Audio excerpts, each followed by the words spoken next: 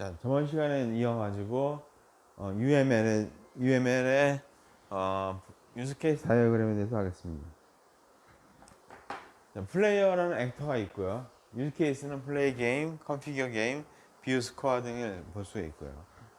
자, 시스템을 누가 어떤 목적으로 사용하는지를 파악해야 된다. 이에서는 시스템 사용자는 플레이어이며 플레이어는 게임을 하고 스코어를 조회하며 자신이 스스로 게임을 만들 목적으로 사용한다. 이게 되겠습니다. 유즈케이스 기술서는 예를 들어 플레이 게임 있으면 액터명 플레이어, 개요는 플레이어가 게임을 하기 위해서 시스템을 사용한다가 되겠어. 그리고 사후 조건으로 플레이어 스코어가 기록된다. 자, 기본 흐름은 이렇게 쭉 나와 있죠. 뭐냐면 플레이어는 자신의 이름을 입력하고 게임을 시작한다. 시스템은 주사위 두 개를 준비한다. 하나는 플레이어가 사용할 주사위고 다른 하나는 알파 다이아가 사용할 주사위다. 플레이어가 주사를 던진다. 시스템은 주사위 숫자만큼 칸을 이동한다. 만약 도도한 칸이 이벤트 칸이라면 플레이어를 그만큼 전진하거나 후퇴시킨다. 시스템은 다른 주사위를 던져 알파 다이스 주사를 수의 숫자만큼 칸을 이동한다. 만약 도달한 칸이 이벤트 칸이라면 그만큼 진전하거나 후퇴한다. 플레이어나 알파 다이스가 목표 칸에 도달할 때까지 3번 단계, 7번 단계를 반복한다. 시스템은 승자를 알려주고 플레이어 스코어를 기록한다가 되겠어요. 플레이 게임이죠. 유즈케이스명 뷰 스코어. 액터명은 플레이어고요. 개요는 플레이어가 스코어를 조회하기 위해 시스템을 사용한다. 사전 조건은 플레이 게임이 되고요. 기본 흐름은 플레이는 스코어 목록을 요청한다. 시스템은 스코어 목록을 보여준다. 분석. 유즈케이스 다이어그램은 고객의 관점에서 시스템이 제공해야 할 기능을 모델링한 것이다. 분석 단계에서는 개발자 관점에서 이 시스템을 이해한다. 각 유즈케이스의 목적을 시스템이 실제 사용하기 위하여 어떤 객체들이 필요하며 이러들의 상호작용을 도출하는 것이 필요하다. 이 작업을 유즈케이스 실체화라고 한다. 산출물로 클래스 다이어그램과 순차 다이어그램이 있다. 유즈케이스 기술서로부터 명사들을 찾아내고 이들을 객체 후보로 선정한 후 순차적 다이어그램을 작성하여 이 객체들에게 책임을 할당한다. 분석 단계에서는 특정 설계나 구현 기술을 염두에 두지 않고 수행하며 분석의 결과는 설계하며 구현 기술을 선정하는 기본이 된다. 자, 클래스 식별을 봅시다. 클래스 후보로서는 주사위 게임, 주사위 스코어가 있고요. 알파 다이스는 주사위 게임과 동일하고요. 플레이어의 이름 승자로서는 스코어 속성. 플레이어는 이름 속성밖에 없으므로 이름과 플레이어를 동일한 속성으로 취급하고요. 칸 이벤트 칸 목표 칸은 주사위 게임 속성이 되겠고요. 주사위 숫자는 주사위 속성이 되겠어요. 그래서 우리가 다이스 게임이 있습니다. 다이스 주사위가 있고 다이스 게임이 있고 스코어가 있습니다. 그래서 분석 클래스 다이어그램은 이런 식으로 보여줄 수가 있어요. 순차 다이어그램을 작성하는 방법. 클래스 리스폰시블리 컬래버레이션 카드를 이용하는 방법이 있겠습니다. 순차 다이어그램은 플레이 게임이고요. 이제 플레이하고 다이스가 있고요. 다이스 2가 있어요. 그래서 플레이하게 되면 컬래버레이트 2개 하고요. 그 다음에 무브 바이, determine who wins, display winner 이런 식으로 순차 다이어그램을 작성할 수가 있어요. 순차 다이어그램 뷰 스코어는 뷰 스코어, 디스플레이 스코어로 보여줄 수가 있어요. 최근이 할당된 클래스 다이어그램은 일단 이제 다이어스 게임이 enter player name, play, move by, determine who wins, display winner가 되겠고요. 다이어스가 롤을 하면 다이어스 게임이 생성이 되고요. 이는 스코어를 생성하고요. add 스코어, view 스코어, display 스코어가 있겠습니다. 설계 모델. 분석 단계에서는 시스템을 구현하는 방식과 무관하게 해결하고자 하는 문제를 구성하는 개념을 찾아내고 이 개념들 간의 관계를 나타낸다. 설계 단계에서는 문제를 해결하는 해결책을 찾아내는 것이 목적이고, 즉 특히 사용자 인터페이스 부분과 영속성 등의 문제를 보다 상세하게 고려하여 기존 클래스들을 보완하고 특히 보안성, 신뢰성, 가용성 등과 같은 품질 속성을 고려하여 소프트웨어 아키텍처를 설계한다. 문제 해결을 지원하기 위한 유틸리티와 같은 기술적 클래스들을 식별하고 개발한다. 소프트웨어 아키텍처. 상위 수준에서 소프트웨어를 설계하는 기본 툴을 제공하고요. 건축물을 예로 들어보자. 건물을 지을 때에도 함부로 아무렇게나 짓지 않는다. 모든 건물에는 설계 목적이 있다. 외부로부터 불법적인 침입을 어렵게 하는 건물 구조와 외부의 신선한 공기를 쉽게 유입할 수 있다는 건물의 구조는 매우 다를 것이다. 아키텍처를 결정할 때 기능보다도 품질 속성이 더 많은 비중을 차지한다. 같은 기능을 구현한 두 개의 구조가 다를 수 있는 것은 달성하고자 하는 품질 속성이 다르기 때문이다. 모든 품질 속성을 만족시키는 아키텍처를 구성하기는 사실상 어렵기 때문에 품질 속성의 우선순위를 두어 아키텍처를 결정한다. 라고 얘기하고 있어. 자, 레이어드 아키텍처, 계층 아키텍처.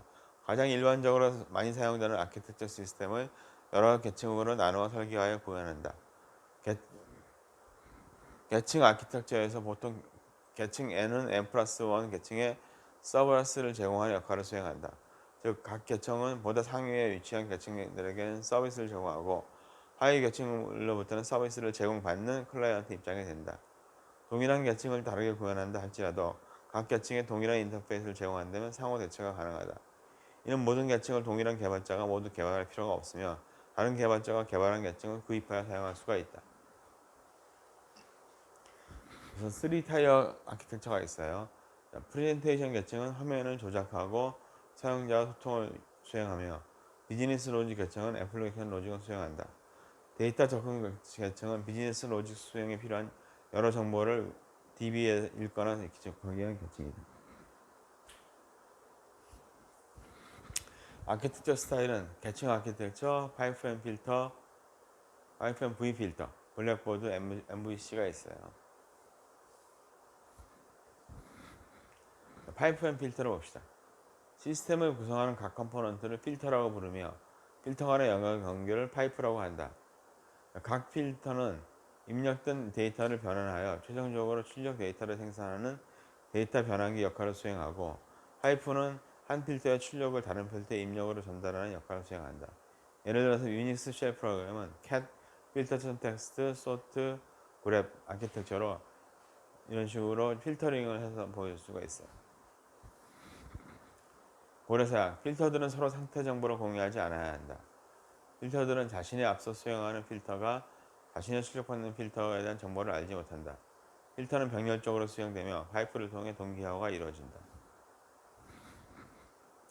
블랙보드, 시스템의 현재 상태를 저장하는 블랙보드로 불리는 중앙 처리 장치와 이를 조작하는 컴포넌트로 구성된다. 컴포넌트들은 블랙보드를 통하여 상호작용한다. 만약 자료 저장소의 상태에 변화가 생기면 컴포넌트에 이 사실을 알리고 컴포넌트로 하여금 적절한 작업을 수행하도록 한다.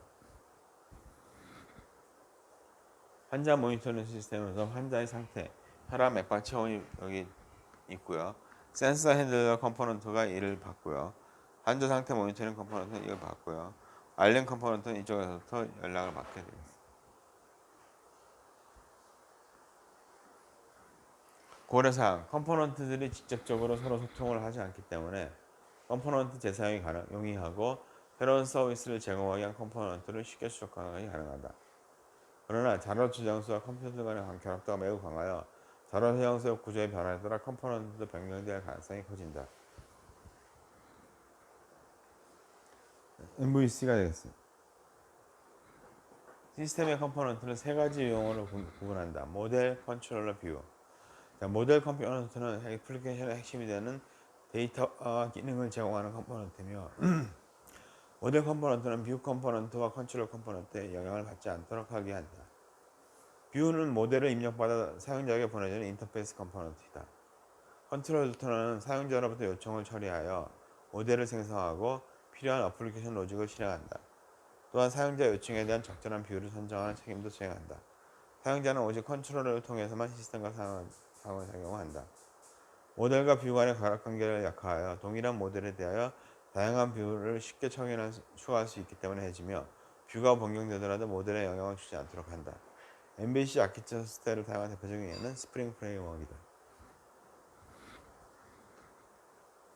그래서 MVC는 여기서 모델이 있고 컨트롤러가 있고 뷰가 있어요. 모델 컨트롤러에서는 모델 생성 및 변경을 하고요. 뷰는 컨트롤러가 뷰 선정 및 변경을 하고요. 뷰는 컨트롤러에 이벤트를 주고 컨트롤러는 사용자가 요청을 한다. 이런 식으로 구현이 되어 있음을 볼 수가 있어요. 자, 계층 아키텍처. 계층이라는 용어, 레이어라는 용어는 타이어라는 용어와 동일한 의미로 사용되는 경우도 있지만 보통 구분해서 사용한다. 계층은 관련된 것들을 모아놓은 논리적 개념이지만 티어는 물리적인 배치 단위를 의미한다. 만약 프레젠테이션 계층, 비즈니스 로직 계층, 데이터 접근 계층 모두를 하나의 물리적 장치에 배치할 수 있고 두 개의 물리적 장치에 또는 더 나아가 세 개 이상의 물리적 장치에 배치할 수도 있다. 원타이어 아키텍처를 봅시다. 여기는 비즈니스 데이터베이스가 있고 비즈니스 프레젠테이션 계층, 비즈니스 로직 계층, 데이터 접근 계층이 있어요. 원타이어 아키텍처라고 하는데요. 원타이어 아키텍처는 작은 비용으로 매우 쉽게 구성할 수 있는 장점이 있지만 확장성, 이석성 측면에 적합하지 않은 구조일 뿐만 아니라 데이터베이스 내용을 여러 사람이 공유할 수가 없다. 투타이어 아키텍처는 뭐냐면 클라이언트는 프레젠테이션이 있고 비즈니스 로직 계층이 있고 데이터베이스 서버에 데이터 접근 장치가 있는 계층을 얘기하고요. 데이터베이스를 분리하여 여러 사람과 공유하여 사용할 수 있으며 데이터베이스의 변경이 유용하다. 그러나 클라이언트 수가 늘어날수록 데이터베이스 서버에 부하가 집중되어 전체 어플리케이션 성능이 떨어진다. 또한 비즈니스 로직이 변경되면 이에 따라 모든 클라이언트를 변경해 주어야 한다. 3타이어 아키텍처는 클라이언트가 있고 웹 어플리케이션 서버가 있고 데이터베이스 서버가 있어요. 그래서 웹 어플리케이션 구성하는 작업이 복잡하고 비용이 많이 소모되지만 보안성, 성능, 확장성 등 여러 품질을 속성면에서 원타이어 아키텍처나 투타이어 아키텍처에 비해 장점을 가지고 있는 것이 3타이어 아키텍처예요. 그래서 3타이어 아키텍처는 서버에서 프레젠테이션 계층, 비즈니스 로직 계층, 데이터 접근 계층이 있다는 걸 보여주고 있어요. 3타이어 아키텍처는 클라이언트 1, 2, 클라이언트 아키텍처가 있고요. 서버가 있으면 로드 밸런스를 넣어가지고 3타이어 서버들 데이터베이스의 로드를 균형 있게 만들 수 있어요. 그래서 그리고 서버 1, 서버 2, 서버 3는 데이터베이스를 접근하고 가장 아래에 있는 데이터베이스를 데이터 타이어라고 그러고요. 제일 위를 클라이언트 타이어, 중간은 웹 어플리케이션 타이어라고 부르고 있어요.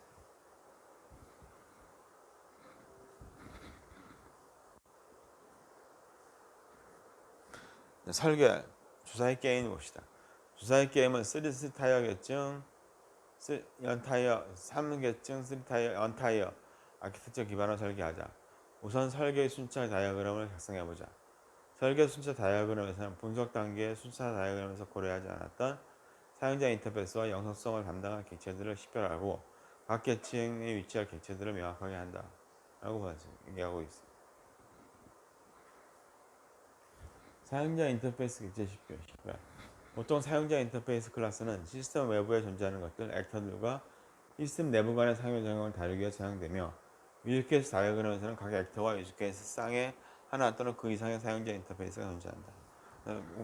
그런 식으로 유즈케이스가 있으면 사용자 인터페이스가 여러 개가 있을 수가 있죠. 하나는 이런 식으로, 하나는 폼이